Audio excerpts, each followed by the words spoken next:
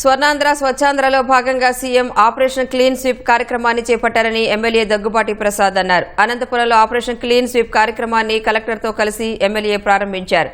30 రోజుల పాటు 4 వారాల ప్రత్యేక ప్రణాళికతో రోడ్లు, డ్రైన్లు, మార్కెట్లను పరిశుభ్రంగా తీర్చిదిద్దుతామన్నారు.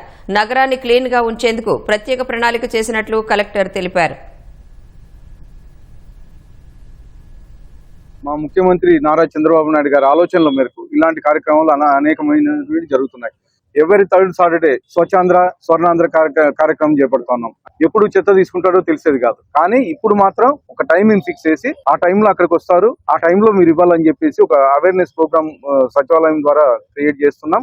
ఈ కార్యక్రమాన్ని సక్సెస్ చేసే విధంగా ముందు తీసుకు అర్బన్ ఏరియాని క్లీన్ గా కాపాడాలంటే ఒక మున్సిపల్ సిబ్బందిలో మనం ప్రతి ఒక్కరు కూడా దానిలో కొంత భాగస్వామ్యం అవ్వాలి. నెక్స్ట్ ఒక 30 days ఇంటెన్సివ్ గా ఈ క్లీన్లెస్ క్యాంపెయిన్ తో పాటు దీనికి సంబంధించిన అవగాహన కూడా నెక్స్ట్ ఒక 1 or 2 days లో ఇంటెన్సివ్ గా ప్రతి ఒక్క వార్డ్ లో కూడా తీసుకెళ్తాము. జనాలు అందరూ కూడా కోఆపరేట్ చేయాలని కోరుతున్నాను.